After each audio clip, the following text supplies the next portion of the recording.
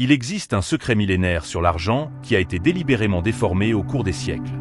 Vous avez probablement déjà entendu la phrase affirmant que l'argent est la racine de tous les maux, ou vous avez grandi avec l'idée que, pour être une personne véritablement spirituelle et juste devant le Créateur, vous devez vivre dans la privation, acceptant la pauvreté comme une sorte de médaille d'honneur divine. Mais si je vous disais que cette mentalité n'est rien d'autre qu'un piège? Une interprétation superficielle qui empêche des millions de personnes d'accomplir leur véritable mission sur Terre. Quand on se penche sur les textes sacrés, écrits il y a plus de 2000 ans, on découvre une réalité complètement opposée. La Bible n'est pas un manuel de privation. Elle est, en réalité, l'un des traités de psychologie financière, de gestion d'actifs et de multiplication de richesses les plus puissants jamais créés par l'humanité.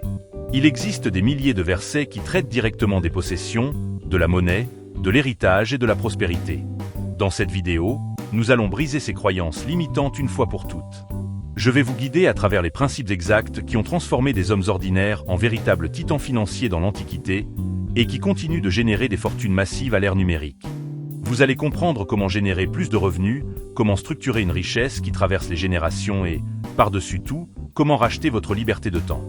Parce que la véritable richesse ne se mesure pas à ce que vous accumulez, mais au nombre d'heures de votre journée qui vous appartiennent authentiquement, à vous et à votre mission. Préparez-vous. Ce que vous allez entendre dans les prochaines minutes va changer à jamais votre façon de percevoir votre travail et votre compte bancaire.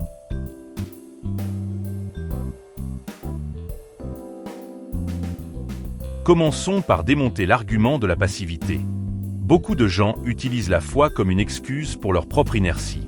Ils s'assoient, attendent un miracle et appellent cela de la confiance. Pourtant, les Écritures sont impitoyables lorsqu'il s'agit de responsabilité personnelle. Dans la première lettre à Timothée, on trouve un avertissement sévère qui fait l'effet d'une douche froide pour les personnes complaisantes. Si quelqu'un ne prend pas soin des siens, et en particulier des membres de ma famille, il a renié la foi et il est pire qu'un incroyant. Analysez la profondeur et la gravité de ces mots. Le texte ne vous dit pas simplement de survivre ou de vous laisser porter. Prendre soin, dans le contexte original, signifie pourvoir avec dignité, garantir la sécurité, la stabilité et le bien-être. Et dans un monde structuré par des systèmes économiques, pourvoir signifie, inévitablement, maîtriser l'art de gagner de l'argent.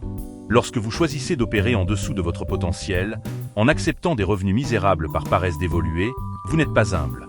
Vous échouez dans la mission basique de protéger et d'élever les vôtres.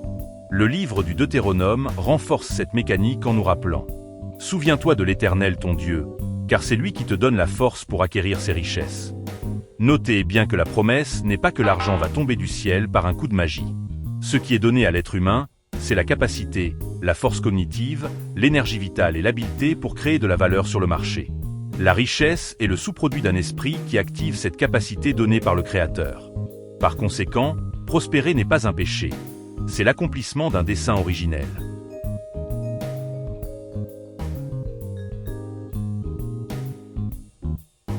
Il existe une différence abyssale entre être riche et être prospère.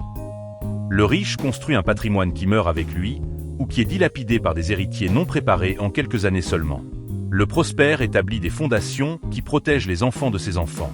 Le livre des Proverbes dicte une règle d'or pour l'ingénierie financière. L'homme de bien laisse un héritage aux enfants de ses enfants.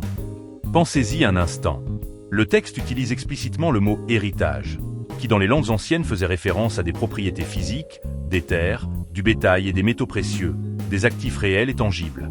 La sagesse millénaire nous avertit que votre plan financier ne peut pas s'arrêter au jour de votre départ à la retraite. Il doit être assez vaste pour blinder la troisième génération de votre lignée. Cela détruit complètement le concept moderne de recherche d'un hédonisme immédiat où le seul but est d'arrêter de travailler le plus tôt possible pour consommer passivement. Le travail n'est pas une punition dont nous devons nous échapper. Si l'on analyse les récits les plus anciens, même dans le cadre parfait d'Éden, l'être humain avait déjà une fonction, cultiver et garder le jardin. Le travail est un outil de développement personnel et de contribution au monde. Le grand basculement mental réside dans la recherche de l'efficacité maximale. Produire le maximum de richesse possible en y consacrant le moins de temps nécessaire. Pour que votre temps restant soit libre. Libre pour ce qui compte vraiment. Guider votre famille, soutenir votre communauté, bâtir de nouveaux projets et vivre votre mission sans le poids étouffant de la survie immédiate.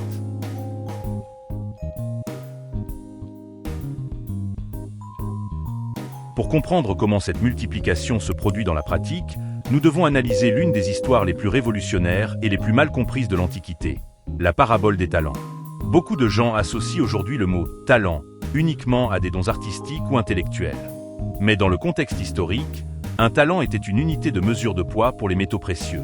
Un seul talent équivalait à près de 20 ans de salaire d'un ouvrier de l'époque. Nous parlons de sommes astronomiques. Dans cette histoire, un homme fortuné part en voyage et confie ses biens à 3 serviteurs. À l'un, il donne 5 talents, à l'autre, 2, et au dernier, 1 seul, chacun selon sa capacité démontrée. À son retour, le maître demande des comptes sur ce patrimoine. Les 2 premiers serviteurs ont utilisé l'argent activement dans le commerce, ont pris des risques calculés, ont opéré sur le marché et ont réussi à doubler le capital initial. Ils ont été accueillis par les mots les plus désirés par tout homme de foi.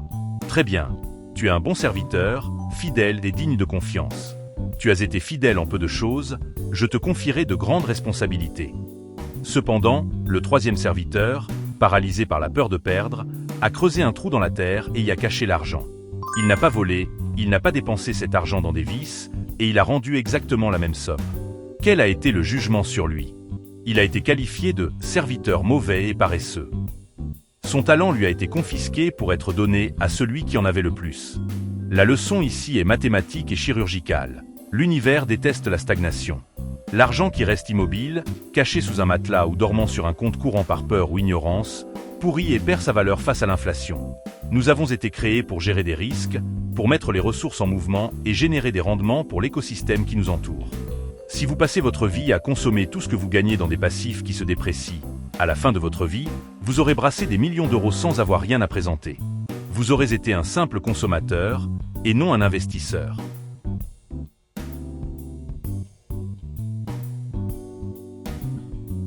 Comment appliquer cette sagesse ancestrale à notre époque? Le texte sacré lui-même nous donne la feuille de route en étapes parfaitement claires. Étape 1. Détruire la paresse et rechercher la maîtrise. Le livre des Proverbes dresse un contraste saisissant entre 2 profils de professionnels. La main paresseuse apporte la pauvreté, mais la main des personnes actives apporte la richesse. Et il va plus loin. Connaissez-vous un homme habile dans son travail? Il sera au service des rois, il ne restera pas au service de gens obscurs. Sur le marché moderne, la médiocrité est un choix. Si vous faites le strict minimum, vous serez rémunéré au strict minimum. Pour atteindre le sommet de la pyramide financière, vous devez viser la maîtrise. Faire partie du cercle restreint de ceux qui possèdent des compétences à haute valeur ajoutée. Étudiez quand les autres se reposent. Perfectionnez vos techniques tard le soir et le week-end. Quand votre compétence devient incontestable, le marché est obligé de payer votre prix. Étape 2. La diversification scientifique des actifs. Il y a des milliers d'années, le roi Salomon a écrit dans le livre de l'Ecclésiaste l'une des règles de gestion des risques les plus répliquées par les plus grands fonds d'investissement de la planète. Distribuant une part à 7 et même à 8 personnes, car tu ne sais pas quel malheur peut s'abattre sur la terre. C'est la définition pure de la diversification. Concentrez tout votre argent sur une seule source de revenus, une seule entreprise ou un seul marché est d'une imprudence colossale. Les cycles économiques changent, les crises surviennent et les marchés s'effondrent. L'investisseur intelligent distribue ses graines sur des terrains différents. Entreprises propres, immobilier, fonds indiciels mondiaux et actifs tangibles. Si un secteur subit une baisse, les autres soutiennent le patrimoine et garantissent la croissance. Étape 3. La prudence analytique.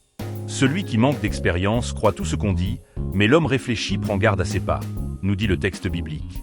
Dans le paysage financier actuel, nous sommes bombardés de promesses d'enrichissement rapide, de systèmes pyramidaux déguisés et d'investissements miracles. L'homme prudent n'agit pas sous l'effet d'une cupidité aveugle. Il analyse les chiffres, étudie les règles du jeu et ne place jamais son capital dans un mécanisme qu'il ne comprend pas parfaitement. La connaissance précède l'investissement.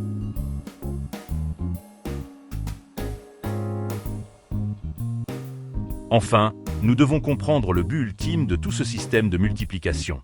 La richesse biblique n'a jamais été une accumulation égoïste. L'argent est comme l'eau. S'il reste bloqué au même endroit, il devient stagnant et toxique. S'il coule constamment, il génère de la vie partout où il passe. Il existe une loi spirituelle et psychologique cachée dans l'acte de donner. Une personne généreuse sera comblée, celui qui donne à boire sera lui-même désaltéré. La science moderne a mené des expériences sociales impressionnantes à ce sujet, démontrant que les individus qui pratiquent la philanthropie et la générosité de manière récurrente basculent d'une mentalité de manque à une mentalité d'abondance. Lorsque vous aidez une personne dans le besoin, Lorsque vous soutenez des causes légitimes de manière anonyme et désintéressée, vous envoyez un signal neurologique et spirituel puissant indiquant que vous opérez à partir du débordement et non de la pénurie. Vous cessez d'être l'esclave de l'argent pour en devenir le maître. L'argent devient un serviteur fidèle qui obéit à vos ordres pour transformer la réalité autour de vous. La richesse qui dure est celle qui repose sur une base morale solide. Elle commence par la décision interne de refuser la médiocrité, passe par la sueur d'un travail concentré pour acquérir la maîtrise, se stabilise grâce à des investissements intelligents et diversifiés, et se couronne dans la capacité de bénir sa propre lignée et la société. Rachetez votre temps. Arrêtez de gaspiller les heures de votre journée dans des distractions bon marché et des écrans hypnotisants qui consument votre énergie vitale. Investissez dans l'actif les plus précieux que vous possédez, votre propre esprit. Bâtissez votre héritage, multipliez vos talents et changez une fois pour toutes le destin financier de votre histoire. La décision est, comme elle l'a toujours été, exclusivement entre vos mains.